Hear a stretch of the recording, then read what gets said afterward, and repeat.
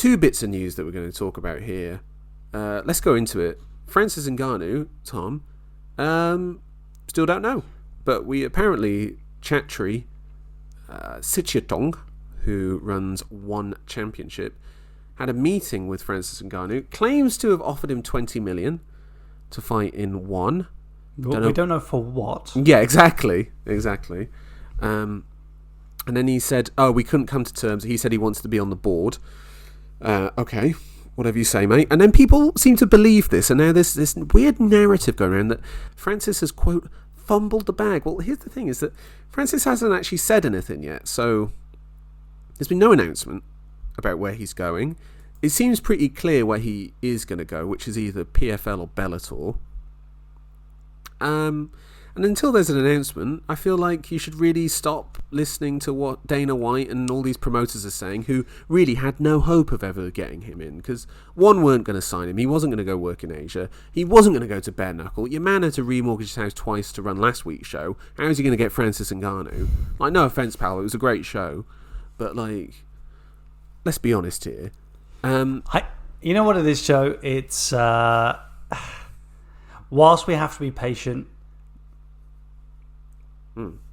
is the sand draining from the hourglass for Francis? No, he's a heavyweight. He could fight until he's 70. Like, but it's also like, is his kind of legacy, is his position growing with time? I don't think anything's changed for me. I still think he's the heavyweight champ. I still think he's the heavyweight champ. He is the heavyweight champ. I don't care Yeah, he is the heavyweight champ. He is. Of course. Okay. I just feel that. I mean, you can see there's a lot of discontent out there. I don't know what it is. Why? I don't know where it comes from. But why? Why are they getting upset People for? dislike him. I don't know. Like, dedicated loyalty to the UFC brand. Oh, grow up. Some kind of like faux communal mentality versus the individual. But you see Francis catching a lot of hate. But what you do see is Francis still generating headlines, and his name is still being mentioned all over the place. So he remains a draw. He remains the man to watch. There's one man watching him in our favoured championship, the UFC, John Jones. What's Jones He wants to fight. He wants the fight. He's done after the Stipe fight, unless they bring back Francis. Well, that's not going to happen. So he's just said nothing there, basically. Where he'll fight Stipe, probably beats him, and then he says, "I want Francis." And like, well, that's not going to happen. Oh, I'm retired then. And then, God bless you, the people of Albuquerque. Best of luck with that. Listen. Ariel Helwani apparently spoke to Francis, and Francis said, "I've got an announcement coming, and the reason why I didn't really have a deal with Chatri in One was because I already had something else lined up, and I told him as much." Now, if we go off of what he wanted before, which is he wants to box, okay, that leaves you two options, which is Bellator, who have a link with Showtime, who just did the Gervonta Davis-Ryan Garcia fight, which drew over 1 million pay-per-view buys, or PFL, which has a link to ESPN, who are obviously partners with Tyson Fury. Like, what is there to... Like, we're just obviously waiting on who he's chosen out of those two. They're obviously waiting for a right time to announce it, and you know what the right time to announce it is when they're ready to announce it, not when some dickhead on the internet's like, "Francis is fumbling the bag," and it's just like, Francis, in a way, doesn't care about the money. He cares about what he, like, desires. He said he's always wanted to box. He's going to box. Like, well, another thing. That's not failure. He's left the UFC on his terms because they wouldn't give him what he wanted. Anyway, whatever. Tom, sorry, what were you going to say? Joe, I mean, of course you're right. I guess there's also fear on my part, for example, that he ends up having to settle, and of course he will have to settle in some fashion. All his desires will not be fulfilled, and I have a bit of a fear that he kind of ends up with nothing. It'd be a real shame if it does play out like that. He's not going to end up with nothing. I hope what you said is true, and that it's just a matter of waiting for the right time. He's waiting to announce it. This is like... Just because, like, these by the way, the people believing Chatri. I mean, honestly, this is a man who's saying, like, this company's great, we're making loads of money, and then the documents come out. We lost 200 million last year, and the year before we lost 300 million. What, you're going to tell me that this guy's a great promoter? And then people go like, oh, well, Francis didn't really draw that many pay-per-views in the UFC. It's like, hold on, who are you blaming there? Francis or the UFC for not promoting him? Like, and you're blaming this weird thing.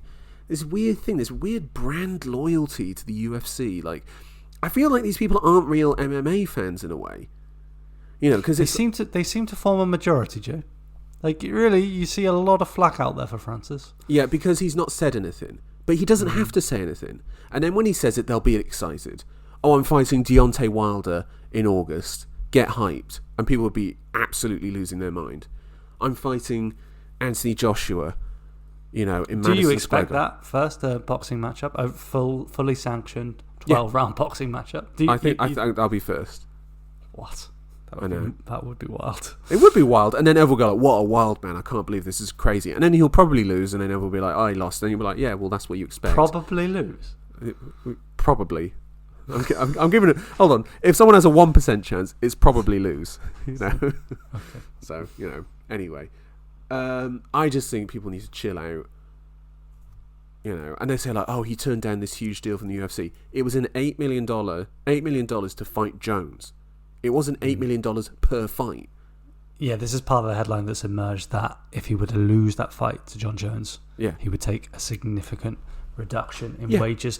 Another thing that's come out, Joe, one of the things he's fighting for, one of the things that's a sticking point, he wants guaranteed money, a certain figure, we don't know, maybe a proportion of his take for the fight, to go to the man he's fighting. What a man.